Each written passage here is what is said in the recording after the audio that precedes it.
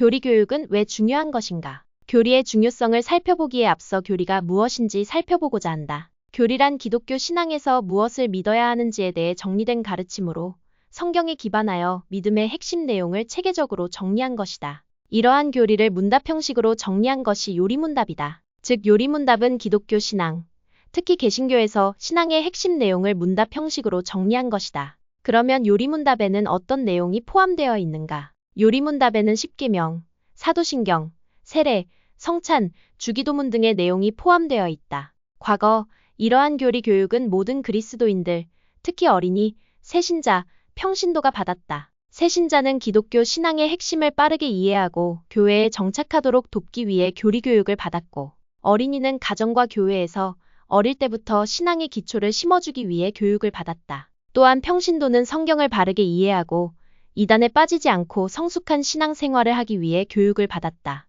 이렇게 중요한 교리 교육이 왜 우리나라에서 사라진 것인가? 우리나라의 초기 선교사들은 교리 교육을 시행했다. 그러다가 해방 후 기독교 교파 분열로 인해 교리 교육이 무너지기 시작했다. 각각 교파에서 성장주의 열풍이 불었고, 이러한 과정에서 교리 교육이 성경 공부로 대체되기 시작했다. 또한 새로운 시대 풍조인 감정주의, 체험주의가 득세하며 찬양, 기도 등이 교회 활동에 큰 비중을 차지하게 되었다. 이렇게 교회 안에 교리 교육이 사라지게 되었고, 그것은 여러 가지 문제점을 가져왔다. 그중 큰 문제는 진리의식의 약화이다. 즉 성도들이 진리와 거짓을 분별하는 능력이 크게 약화되었다. 또한 여러 이단과 사이비의 거짓 체계에 맞서 자신의 신앙을 수호하기 어려워졌다. 많은 사람들이 신천지로 빠지고 있는 것도 기독교의 교리 교육이 부족했기 때문에 나온 현상이라고 생각된다. 508년 전 부패한 중세시대의 교회를 바로 세우기 위해 종교개혁이 일어났는데, 마르틴 루터가 일으킨 종교개혁은 참교리에 입각한 교회 바로 세우기 운동이었다.